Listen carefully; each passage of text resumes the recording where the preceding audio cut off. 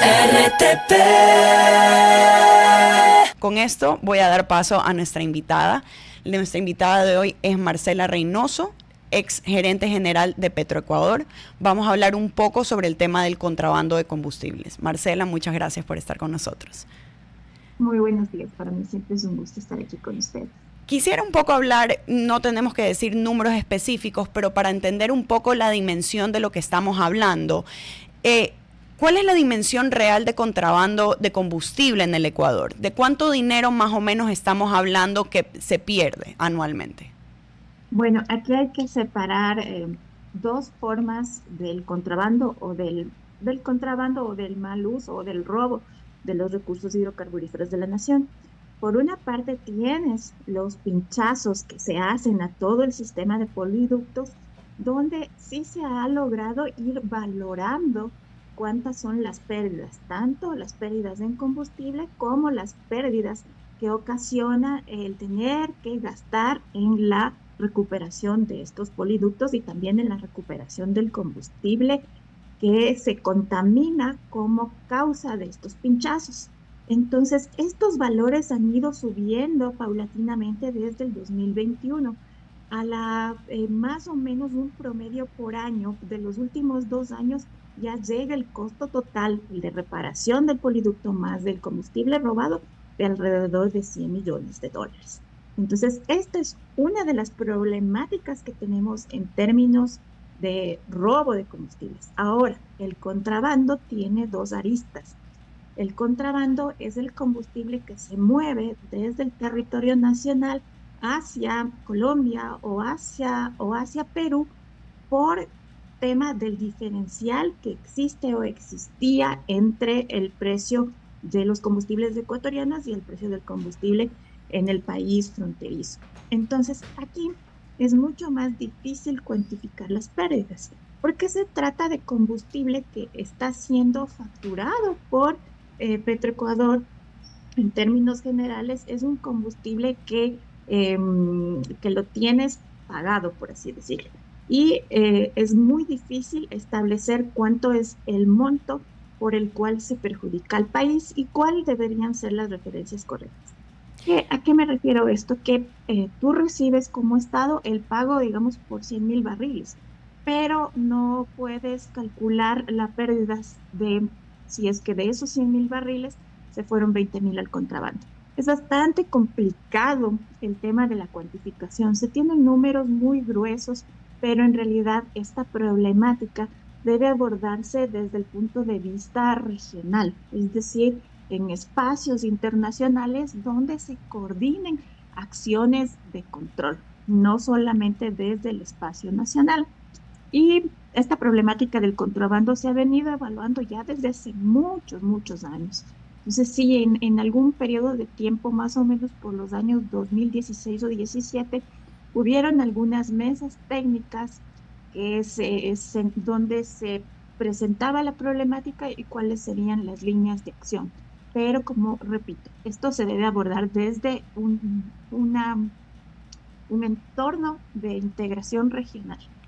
Y actualmente, ¿qué mecanismos de control existen para frenar el delito? Sabemos que son diferentes áreas y pueden ser diferentes, pero ¿cuáles hay que existen que no han sido lo suficientes para frenar lo que vemos de este contrabando? Sabemos que obviamente hay diferentes perspectivas de dónde puede venir, pero sabiendo desde su experiencia, debe saber qué específicamente no está funcionando o se tuviera que cambiar para que esto se pueda frenar. Mira, en el tema del contrabando nacional, el uso del diésel premium en el sector industrial, eso ya es una problemática que tiene que ser controlada por los organismos de... Tenemos una policía especializada en delitos hidrocarburíferos. Entonces, esta policía especializada necesita recursos humanos, necesita recursos tecnológicos y también cruce de información de las distintas instituciones para ir verificando cuáles son las vías de contrabando. Entonces, es una problemática bien compleja porque hay que separar, como te había dicho, lo que son pinchazos, que por lo general el combustible de pinchazos se va actividades ilegales y el desvío que, interno del combustible que fue causado por el diferencial de precios. Entonces, hay que comentarle a la ciudadanía que nosotros, en el caso específico del diésel, tenemos varios precios en función del área de la economía en la que se usa. ¿Qué quiere decir esto? Que el diésel automotriz tiene un precio, que el diésel para generación de electricidad tiene otro precio, que el diésel para las camaroneras tiene otro precio, que el diésel para las mineras también tiene un precio. Entonces, ¿qué pasó? Que como el diésel automotriz era bastante barato, ese diésel automotriz empezó a vender a la industria. Entonces, a ciertas empresas les convenía comprar este combustible desviado del uso automotriz para poner en marcha su maquinaria. Esto es ilegal.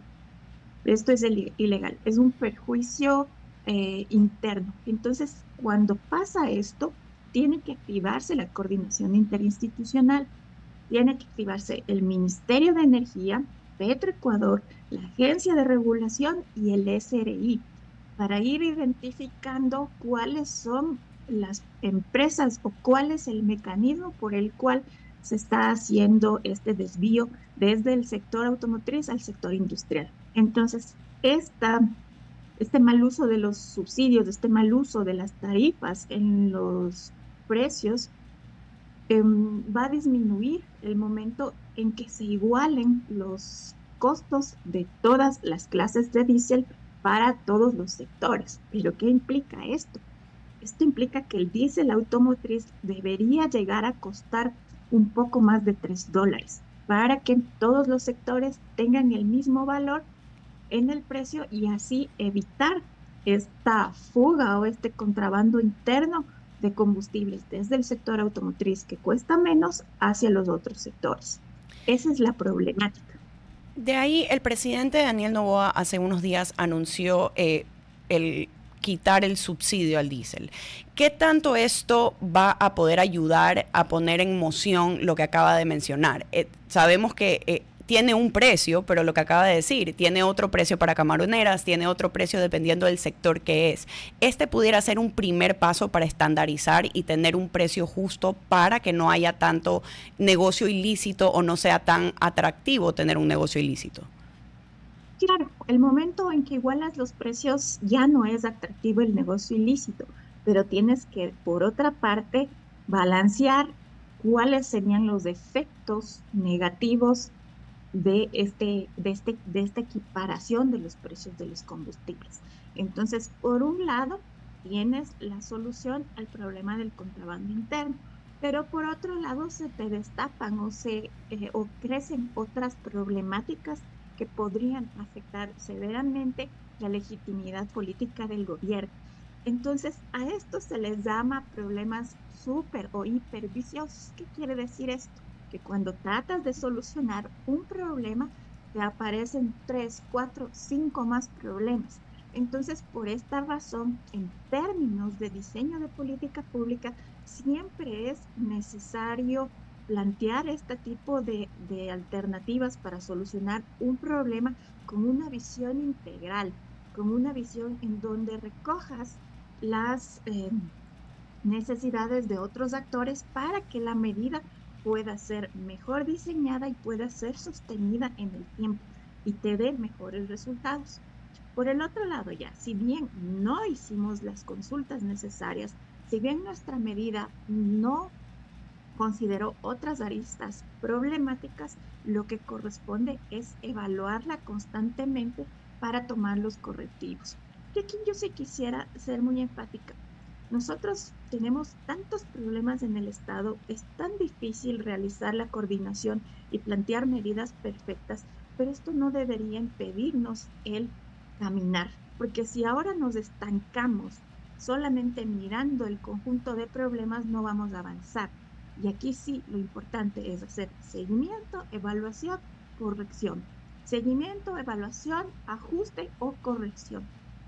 Anteriormente se ha hablado de problemas de infraestructuras o problemas de que no se ha dado mantenimiento necesario a ciertas piezas esenciales para que el funcionamiento sea correcto. ¿qué tanto esto sigue siendo un problema? ¿Qué tanto en verdad las personas que ahora están en estas posiciones tuvieran que ver y tuvieran que no dejar que pase o que suceda otra catástrofe para poder atender el mantenimiento de la infraestructura necesaria? Mira, aquí también quisiera que entendamos muy bien que el precio de la energía, primero, es un insumo fundamental para la productividad y la competitividad del país. Y nosotros teníamos una herramienta de competitividad que era muy fuerte y es nuestra capacidad de refinación, porque nosotros podemos entregar al sector productivo un combustible a un precio de costo. Y esa es una competitividad sistémica al ser un país petrolero. Pero a medida que hemos venido abandonando el sector petrolero con la ausencia de cualquier política energética, nosotros nos estamos atacando a nosotros mismos porque perdemos nuestra capacidad de ser competitivos frente al mercado exterior. Entonces, la refinería ha venido bastante descuidada desde más o menos 8 años. Los mantenimientos mayores no se pudieron planificar al tiempo. Había muchos problemas en términos de contratación pública para todos los insumos que se necesitan para mantener toda la infraestructura segura en condiciones operativas. Entonces, por esta razón es que a medida que han pasado los años, la refinería ya no puede producir a su capacidad máxima, ya no puede producir al 100%. Entonces, tiene que bajar esa capacidad de producción para mantener confiable la integridad de toda la infraestructura y llega máximo hasta el 80%. Entonces, esto es el producto de una destrucción sistémica de la capacidad de inversión. Y esto también tiene mucho que ver con la falta de visión y sobre todo con no entender que la energía es un insumo fundamental para la producción y la competitividad del país. Y no se trata de energía a cualquier precio. No se trata de decir, bueno, desinvierte en la refinería e importa. No, no se trata de eso. Se trata de entregar al país, entregar a los empresarios, entregar a los industriales la energía al mejor costo posible. Porque, te pongo un ejemplo, ahora Alemania ha anunciado el despido, la contracción de su sector automotriz, principalmente por el elevado costo de la energía que no le permite competir con China. Entonces, cuando uno toma decisiones de política energética erróneas, pues el resultado a mediano plazo es la contracción de su capacidad productiva y de su competitividad. Muchas gracias. Marcela, muchas gracias por estar esta mañana con nosotros. Espero que tengas una buena mañana. Todo muchísimo. RTP